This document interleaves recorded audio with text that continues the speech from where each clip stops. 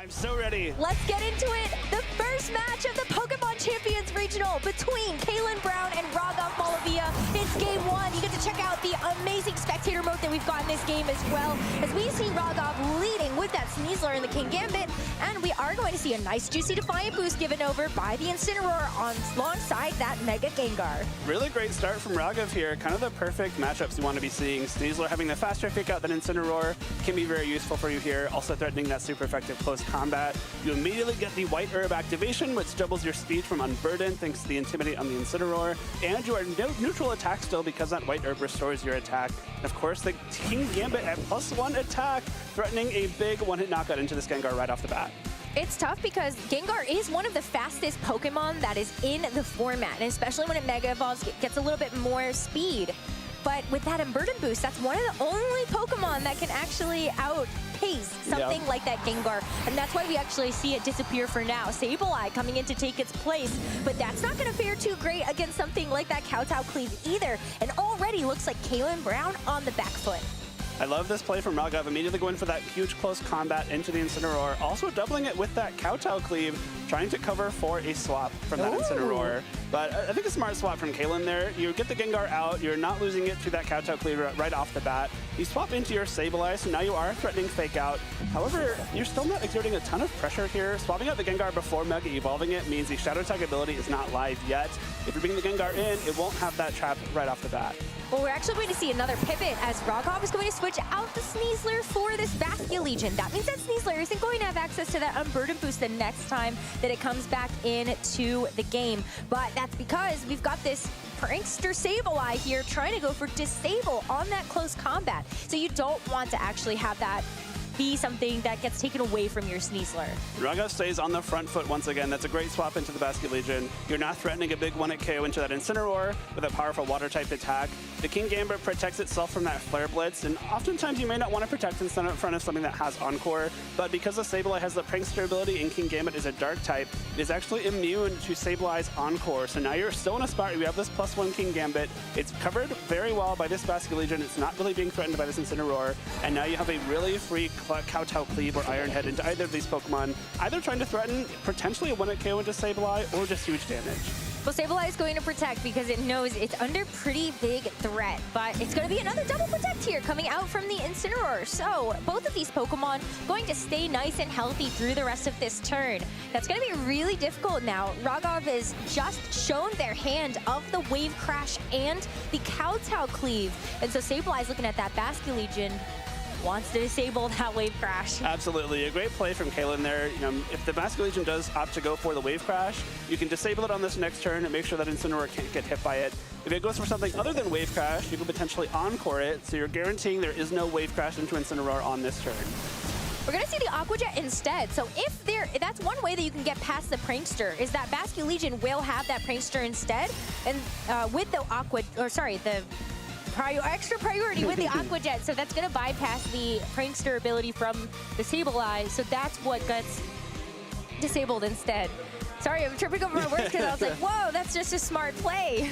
Smart play, but now Raghav is also kind of in a tricky spot here because you were disabled into that Aqua Jet. If the Sableye opted to go for Encore this turn into that slot, you would be encored into a disabled move, which would make you struggle. Raghav, knowing that, very smartly swaps out both Pokemon. Doesn't want to lose that King Gambit to a Flare Blitz here. Sableye wanted to go for an Encore as well, so as you called out, that's going to be one way that you can actually save the Basculegion. But a huge Flare Blitz into the Sneasler. That's just going to be a neutral hit, but still does so much. That's actually going to be the power of the charcoal item that is on this Incineroar, able to amplify those Flare Blitzes. Thankfully, Sneasler is able to hang on, and now you get this Frost Blast in as well. You can go for that Mega Evolution, potentially go for a Blizzard to knock out the Incineroar, and get some good damage on Sableye as well. You also have the option for an Aurora Veil. I'm not sure if Aurora Veil is going to be the big focus for Raghav here, because Aurora Veil into something like a Perish on Gengar doesn't necessarily help you. It doesn't protect you from those Perish counts going down every turn.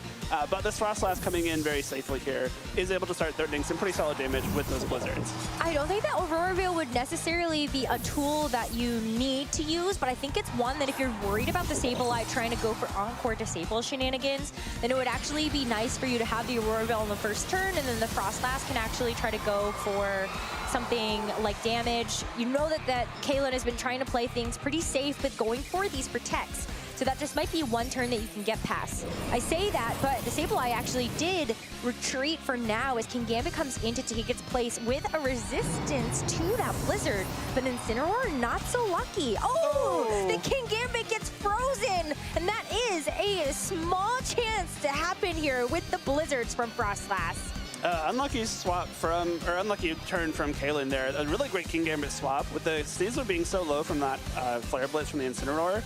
The Kingambit on Caelan's side is actually very well positioned now. The Frostlass doesn't really want to face down the Kingambit. Caelan's has low kick, whereas Raghav's has Iron Head, so a big advantage to Caelan there in the Kingambit mirror. And of course, Basket Legion also weak to Sucker Punch. So this Kingambit could have come on the field and started to be very, very threatening. Just unlucky that it got frozen by that Blizzard right off the bat. There's a chance to thaw, and of course the new freeze mechanics, you can reliably thaw a little bit earlier on in games, but you have the chance, again, just to not do anything on this turn, and when you have a really great Kingambit swap, your Kingambit's in a really strong position, that's not what you want to see. Time to Mega Evolve, though. Caelan has waited for this moment to use the Mega Evolution on the Gengar, so Shadow Tag active. This Kingambit for Raghav is going to be stuck on the field, but this Frostlass could switch out if you so wanted to. Frostlass is going to set the Auroraville, though. If you were expecting a Sucker Punch to come through from the Kingambit and it thought out on this turn, Auroraville is a support move, so it will actually fail the Sucker Punch, but doesn't matter because the Kingambit stays frozen on this turn. Yeah, it doesn't thaw just yet. There's a maximum of 3 turns of freeze now in Pokemon Champions, so you can potentially thaw next turn, and then the following turn should be the final one. But no damage being traded just yet this turn. We got the Gengar protecting itself pretty smartly in front of a Kingambit. This Gengar could threaten a big Shadow Ball into the Frostlass, but if you do, you basically have to trade it. I mean, it's going to be really tough, too, because I feel like Raghav could just go for Blizzard here, as well as a follow-up of the Kowtow Cleave. Blizzard is going to take this Kingambit down to about half as Sableye falls under that. It's going to activate the Citrus Berry. That is, and Kingambit's going to thaw out now. As Kingambit does go for a low kick into the opposing Kingambit, but that's going to be pretty bulky. So I'm going to fall to that low kick for now as the Kowtow Cleave comes out, and that Sableye just barely hangs on. That's a clutch survival from the Sableye there. If you're able to take out Sableye, that's a lot of the control over the game that Caelan is exerting. Without the pressure of the priority Encore or Disable, you can much more freely go for something like Protect, a supportive move. You can make sure your Basket Legion can Wave Crash the Incineroar, for example. But Sableye hanging on means you have Fake Out pressure on this turn. You could potentially go for something like an Encore into Frostlass, make sure it can't protect itself, it can't Auroraville, it can't, try to dodge a Sucker Punch from Kingambit with a non-damaging attack. And crucially, you're not going down to your final 2 Pokemon here. Raghav does still have all four of their Pokemon remaining, and Caelan is almost down to just 2. Well, here's one way to get through this. I mean, Caesar might just have to be a sacrifice on this turn, or maybe you're expecting that you're going to have to take the Fake Out there, as the Kingambit, as the Sableye actually, is going to switch out. Nice to be able to just throw a Blizzard down into both Pokemon. Critical hit there on the Kingambit is going to make this an easier cleanup later. But look at the Auroraville, the power of that to let Raghav's Kingambit survive that low kick and also survive the Kowtow Cleave. The Auroraville coming in clutch here. The defense boost from the snow as well coming in handy for that Mega Frostlass being an Ice-type Pokemon. However, both Pokemon on Raghav's side still very, very low. A Shadow Ball from Gengar would be easily be able to knock out either. I think a Sucker Punch from the Kingambit would do the job as well. So you have to be pretty careful here on these next few turns. How are you going to manage this threat of this Shadow Tag Mega Gengar? Because now Caesar can't swap out. No, it can't, but the Fake Out might be good enough to let this Frostlass actually get one more turn, and it's going to be the Shadow Ball lock into the KO the Gengar, and that's going to be the Mega Evolved Pokemon down for Caelan. He only has 2 left, the Kingambit and the Sableye, that are both so low. And notably, the Frostlass outspeeding the Gengar there is huge info for both of these trainers. Of course, favored to Raghav there, getting that KO immediately on the Gengar. Mega Frostlass is naturally a little bit slower than Mega Gengar, but Mega Gengar does tend to run a little bit bulkier with those stat points. Trainers aren't investing as much in speed as they possibly could. Raghav, knowing that, potentially taking that gamble there of, hey, I think my Frostlass is pretty fast, maybe I can outspeed this Gengar, and gets it correct to lock up that first game. Yeah, that was really expertly done too. I mean, Raghav had a lot of things that they really needed to think about in this matchup. You have to pay attention to when that Gengar is going to Mega Evolve. You have to worry a lot about how that Sableye is going to try to control your game. And I feel like Raghav played so well in those first couple of turns to really stimmy the effect that Sableye could have in this match.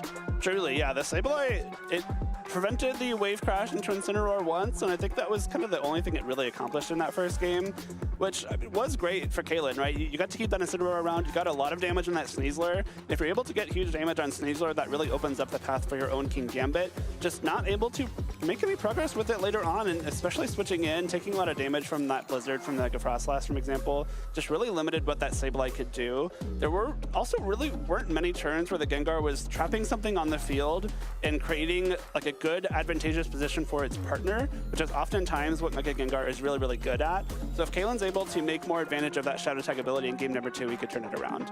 It was just so tough when in game 1, the Incineroar did give over a Defiant boost to the King Gambit as well, because I feel like that was another one of those Pokemon where you have to really pay attention to how Incineroar's Intimidates are actually going to interact with your opponent's team. And so with King Gambit having the Defiant ability, sure, you get the first Intimidate drop, but you actually give over a 2-stage boost to the King Gambit, so you end up getting that +1 to your attack overall. And so we'll see what the leads look like. Is that going to be something that Caelan considers heading into the second game? Are we actually going to see a switch up of the Mega Pokemon? Let's find out. Game 2, Raghav is going to go back to the leads that worked out in that first game with the Sneasler and the King Gambit, and it is going to be the Mega Dragonite making an appearance here. I believe that Dragonite from Caelan's actually holding the Dragon Fang, so it's looking to do a lot more damage with those Dragon-type attacks. Doesn't have access to that Mega Evolution, but with the Mega Gengar, you're able to potentially trap something on the field with that Dragonite and be able to do a lot of damage. We do know that the King Gambit on Raghav's side is holding the Chople Berry, so if you are able to go for something like a low kick into it, I know it's a Black Glasses actually, not even the Chople Berry, so a low kick immediately, very threatening into this King Gambit. Look, I have only seen Dragonite Mega Evolve in my games. I was so sure that this was a Mega Pokemon when we were looking at the team sheets. I completely missed that there's a Dragon Fang on this one. But you're so right. I think the Aurora Veil really did save this King Gambit in the last game, but you don't want to just get the multi-scale broken by something like a Fake Out. So we are going to see a Protect here from the Dragonite and the King Gambit on Caelan's side, playing it very safe versus the Sneasler with the Fake Out. Makes sense. And there's no Encores, there's no like Sword Stances or anything here. That's a very safe double protect. Make sure you're not getting flinched by a Fake Out on this turn. Dragonite preserves its multi-scale ability, which is very, very good. It halves the damage from the first attack you take if you are at full HP. And now you're able to start threatening, again, those big attacks. A Dragon Fang, Dragon Claw hurts a lot, will do a lot of damage to Sneasler. If not, knock it out, easily put it in extreme speed range. Of course, Low Kick, very threatening into King Gambit on Raghav's side. Both of Caelan's Pokemon on the field actually do have that Low Kick attack. If you are predicting that low kick, maybe that's an opportunity for Frostlass to come in here and you can get a big close combat off into King Gambit. But a little bit risky there, just Sucker Punch instead. Ooh, okay, so Sucker Punch is actually going to be the first hit that breaks the multi-scale, but the close combat is going to go the King Gambit's way. Chople Berry going to help to make this an attack that the King Gambit can take, but not super comfortably here, as the close combat deals a lot of damage, but also is able to activate the Unburden ability of this Sneasler after it consumes the White Herb and gets rid of those drops that otherwise do come with the downside of using close combat. Ooh. Wow. What Maybe a play. Caelan was really expecting the Frostlass to switch in there. Yeah, I mean, it wouldn't have been a bad play from Raghav if you're projecting a low kick or two into that slot.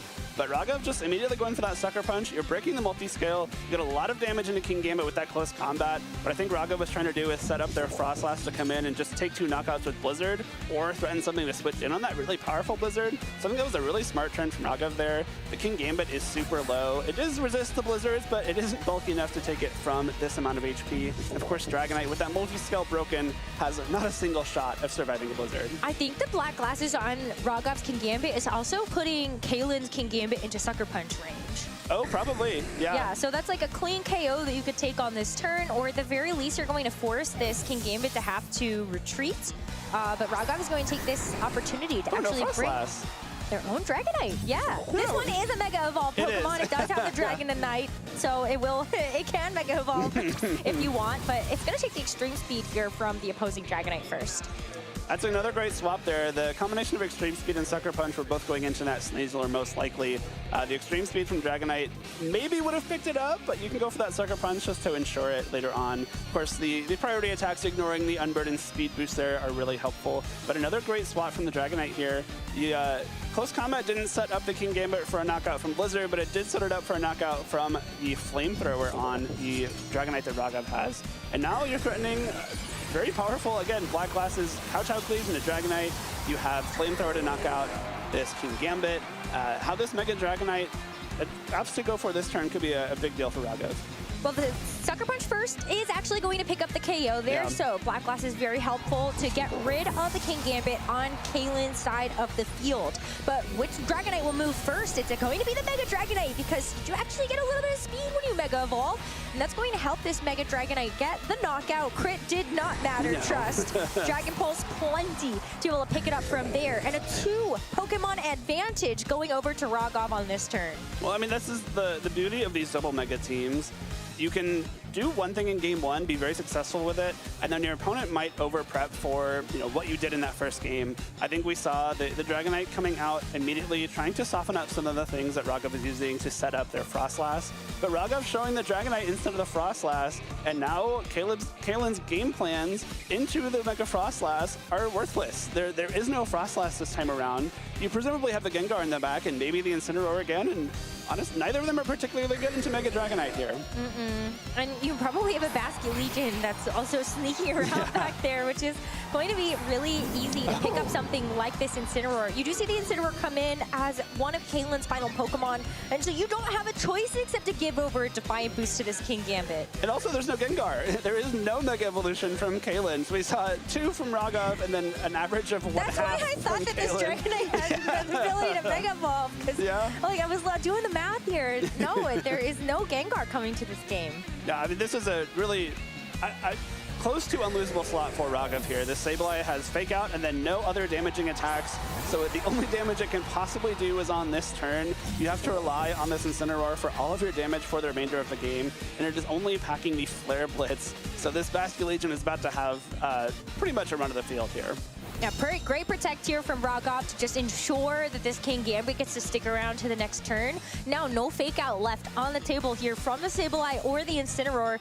And I also think this Basculegion just put this Incineroar into a checkmate position. Yeah. You could go for something like a Protect, but it feels like you're just stalling out the inevitable here. Double Protect available for both the Sableye and the Incineroar just to scout out what Raghav is going to do. But again, and we saw this exact thing play out in game number 1, where Raghav threatens a one-hit KO into Incineroar with Wave Crash here. Caelan probably double protects just to make sure that doesn't happen, and then you can potentially go for that Disable into Basculegion, prevent it from using Wave Crash, but then Raghav can go for Aqua Jet and get a lot of damage into Incineroar anyway. And then if the Incineroar tries to go for Flare Blitz into King Gambit, it might just knock itself out to recoil, and so you're still in a really tough spot here if you're Caelan. Despite preventing a Wave Crash on this turn, I don't know if that's going to be enough. Yeah, you could just, because you still have a fairly healthy Dragonite in the back. Sneasler, a little bit worse for wear, but has a Fake Out that it can lend to the battle whenever it comes back in. So it does feel like we are a couple turns away. Incineroar's going to try to protect itself, but will not be able to get that double protect. Now, the Sableye could try to disable this move, and it does actually. So no Aqua Jet actually coming out from the Basculegion, but that doesn't mean that you can't hit Last Respects instead. But it was the Wave Crash. You would have liked to have knocked out that Incineroar in one go. Actually, that was actually really smart from Raghav. So instead of going for the Aqua Jet and having it disabled on this turn, you lose your access to a priority attack, so you attack before the Sableye's Encore attacks. Now Wave Crash is still disabled, and you can go for Aqua Jet. If the Sableye goes for Encore, it's Encoring you into Aqua Jet instead of Wave Crash, so you're not going to be forced to use a disabled attack. Combination of Aqua Jet and Sucker Punch here into Incineroar will certainly put it in Flare Blitz recoil range. Yes, absolutely. Look at that. You're so right. Encore has gone into the Basculegion and has locked it into going for Aqua Jet. But this Incineroar is going to knock itself out after dealing the finishing blow to this King Gambit. Flare Blitz is very powerful, but it does have that downside of you taking recoil damage based on how much damage you have dealt out. So this Incineroar is going down for the count. Sableye, the final Pokemon here for Caelan, but